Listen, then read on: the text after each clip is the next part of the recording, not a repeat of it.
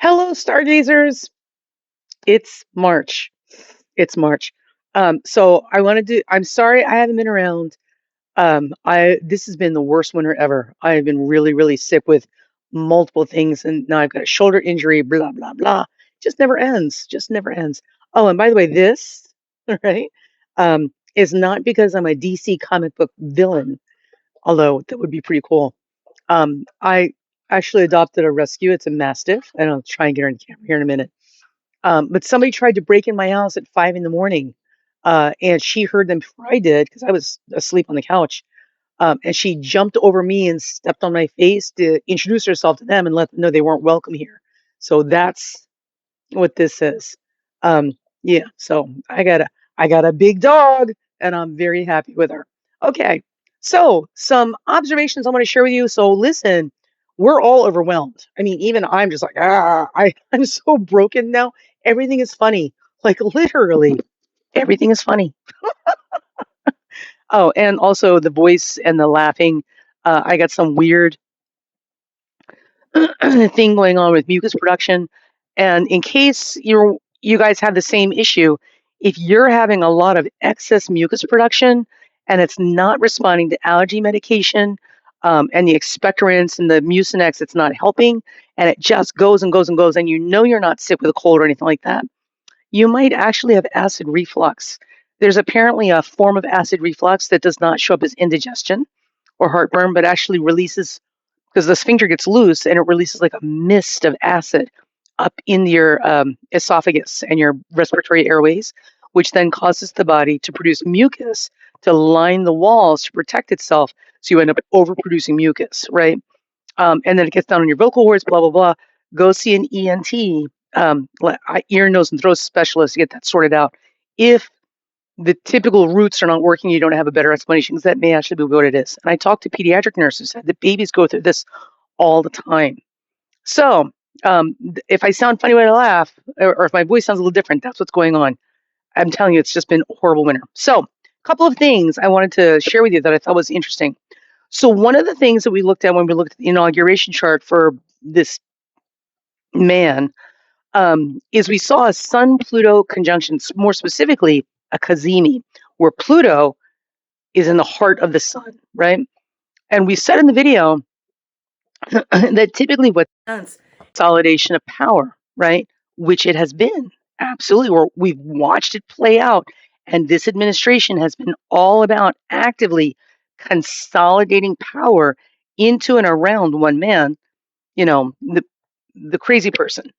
But I also said the thing to remember is that these planets, this Kazim is occurring in the sign of Aquarius. So the power, the real power, is actually with the people, the diverse masses. Okay, not with the people trying to make efforts to consolidate power, into one tiny place. And that's exactly what we've been watching. So with this particular administration, with that Sun Pluto Cazimi, one of the things that we've also borne witness to, which is very comforting, is that the power of the people has been present and active and absolutely changing the game. Because had this Cazimi occurred in any other sign, we might not have had this much of a robust pushback that would be effective. But we have been effective. So take heart in that. When it gets really bad and you're really overwhelmed, and believe me, honey, I'm so broken inside right now. Everything is funny. I'm like a freaking lunatic walking around. When it gets really bad, just remind yourself that the real power is in the people. It always has been. It's in the masses, the unwashed, diverse masses. And we've been watching it play out, which is brilliant. The other thing I wanted to make an observation about is in one of the videos we also talked about upcoming transits and eclipses with members of the administration. And you can find the videos, but basically we're saying that for whatever reason, Trump and Hegseth, right, the Secretary of Defense, like their fates were tied together, which I didn't understand at the time because we had, gotten into this Iran mess and all of the weirdo Hegseth stuff. Who, by the way, in case you missed it, was telling soldiers basically that they have to fight and get into this war with Iran because it's a holy mission. It's a holy war. Yeah, the Sharia law, it's here. It's just they're not Muslim, they're Christian. Anyway, Hegseth.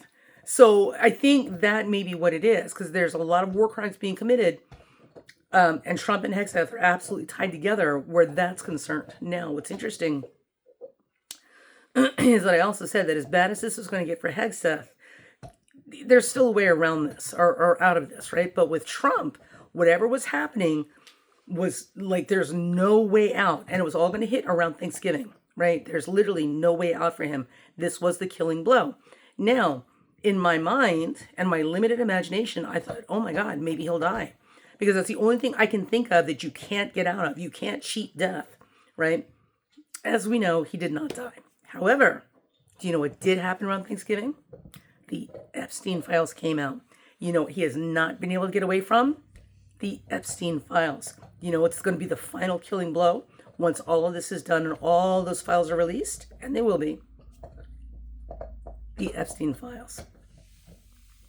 So I thought that was promising, only because it means that we don't need to expect the worst and prepare for the worst being our long-term trajectory.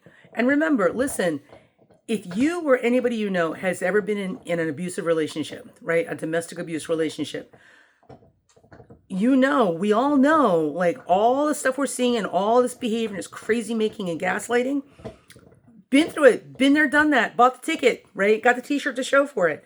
Because this is all, literally, this is all the game playing, the game plan for domestic abusers. Everything he's doing is literally the kind of stuff you see in domestic abuse relationships. So for those of you who've been there, done that, bought the t-shirt, got the ticket out of town, understand you've been through this before. So there's no surprises here. And that makes it easier for you to navigate this because you know that we can get out of this, right? We're going to get out of this. We've got lots of people who don't want to be here in this situation with us either. Okay, so we have a lot more support than when we were by ourselves. So also, you know that anytime you've been in a messy breakup, domestic abuse or not, like people can cause a lot of damage on the way out the door, right? Especially petty, vindictive people. And he is definitely petty and vindictive. So naturally, you know, it's no surprise. It should come as no surprise to anybody that he's literally trying to do a scorched earth retaliation against all of us because we don't love him the way he thinks we should love him. Sound like a domestic abuser, right? We don't respect him. You don't understand. You don't love me the way you should. Obey. So he's gonna kick up a lot of mess along the way, and clearly he's doing it. He is sinking his own ship. He is the SS Titanic. And hopefully he's going to take all of that rotten administration with him. But this is where we're kind of at right now. So as bad as it looks, it is still good because these are things he's doing to himself. This is the things the administration has done to itself.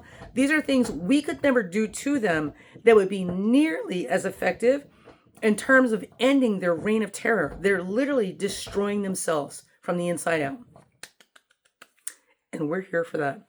So keep the faith, hang in there. Now, the other thing I want to give you is I don't expect him. Remember, May is an important month for him because in May, it looks he's going to get cleaved from office. And again, I don't know how this is going to happen. The last time it was around Thanksgiving, I thought it would be death because you can't negotiate with death. Apparently, it's the Epstein files, which are worse than death. But come May, he will be cleaved from office one way or the other. So let's watch and see how that plays out and see what mechanisms in the universe are at play that will make this happen.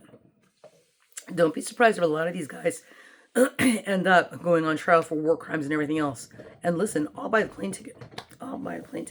And they can go wait in the airport for 12 hours while freaking ICE agents stand around drinking coffee doing absolutely nothing except getting in the way.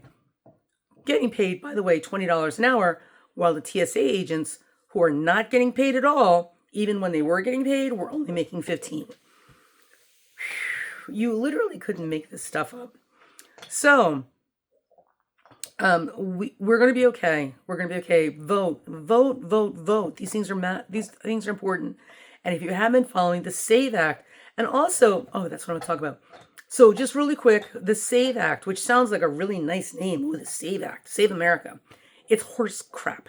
The SAVE Act is literally specifically designed to prevent as many women as possible from voting. specifically adult married women. And do you know how?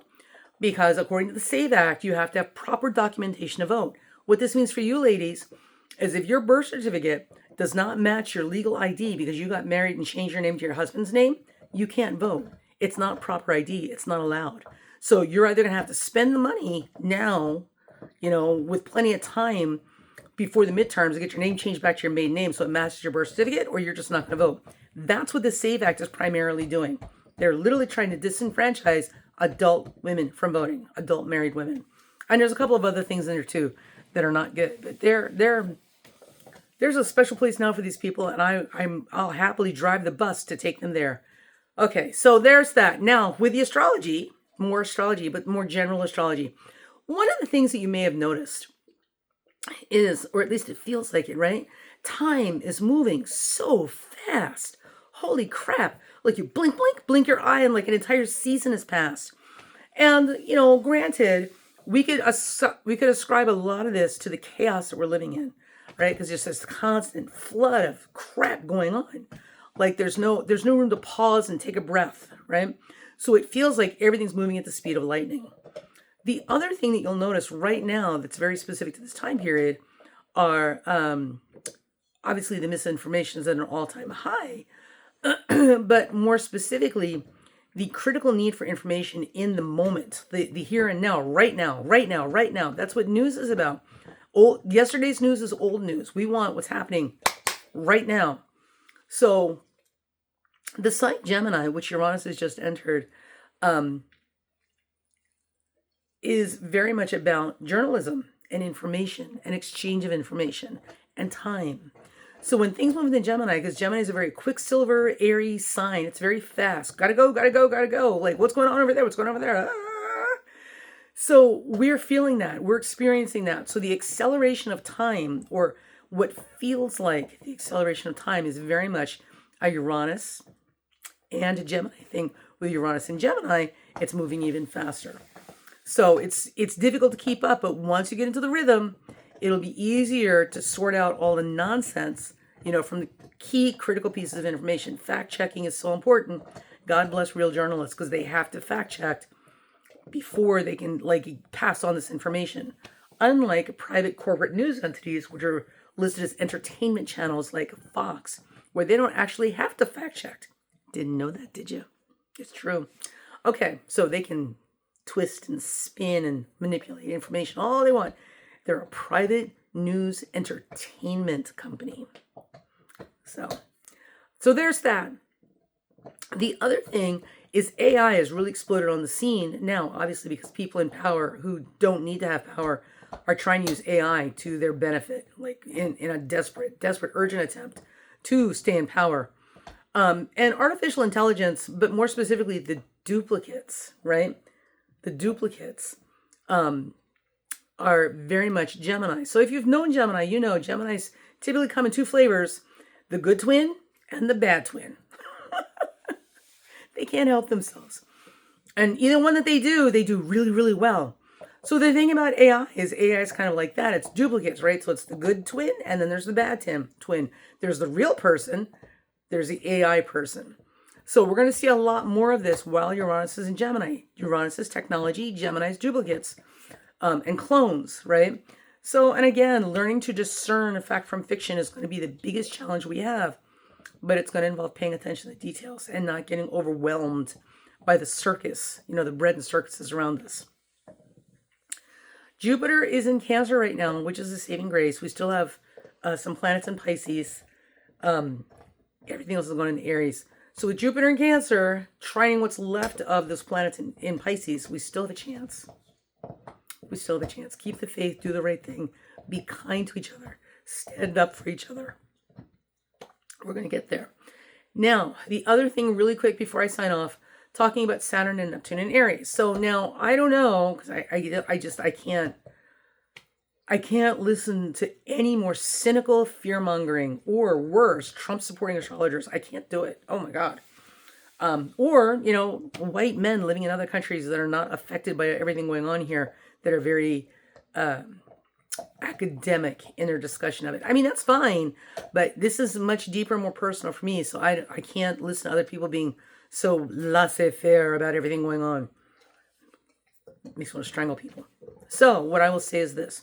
My guess is that with Saturn and Neptune in Aries, there's a lot of fear-mongering and a lot of cynical predictions going on about how Saturn in Aries and Neptune in Aries, it's all about war and destruction and cruelty and blah, blah, blah, which has been true, but no more true than the first time Trump was in office, right?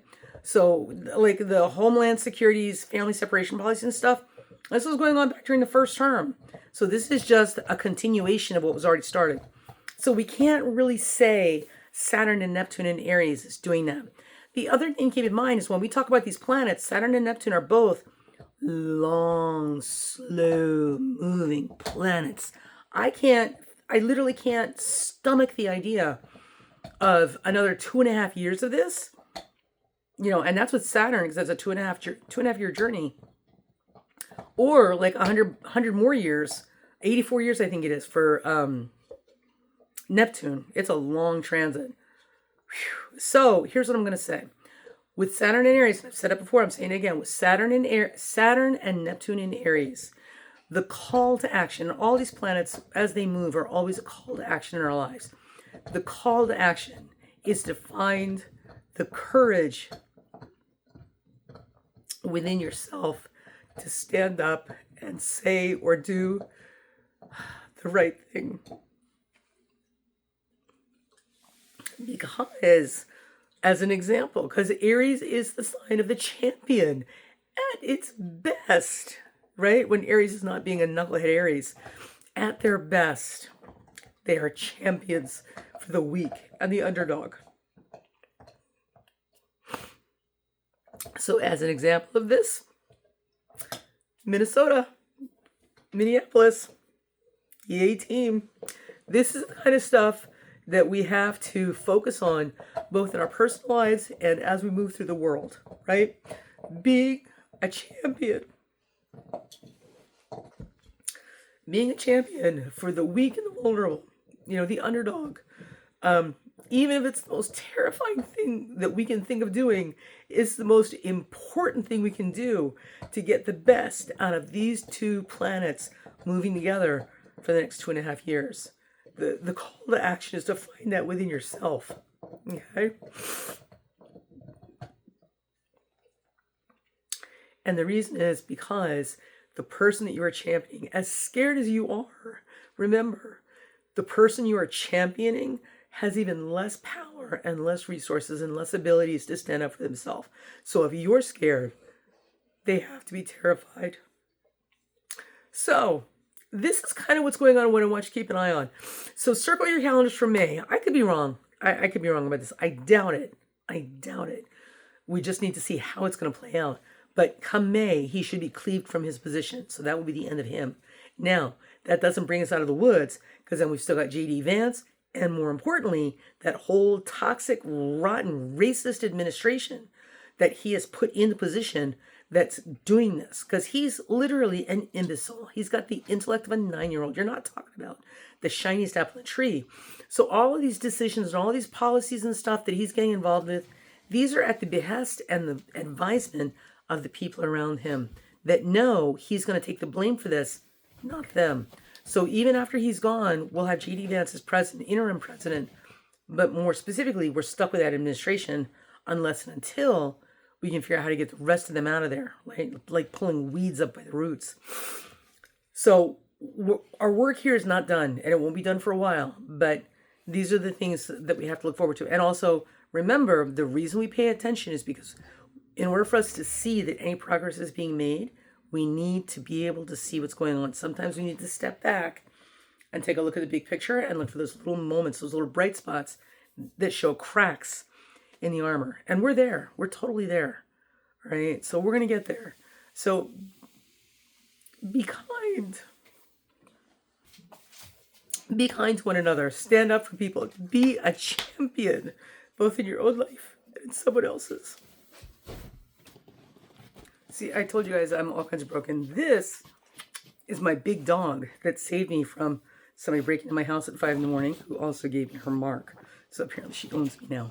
Yes. Yes. You want to say hello to everybody? Say hello. Yeah. Yep. Sit down. Come on. Yes. Yes. Sit down, you big potato. You 400-pound potato. Look at that face. So I want to give you guys something happy to look at before we sign off. So keep the faith hanging there. And remember, even the tiniest acts of courage matter. All right. See you guys later.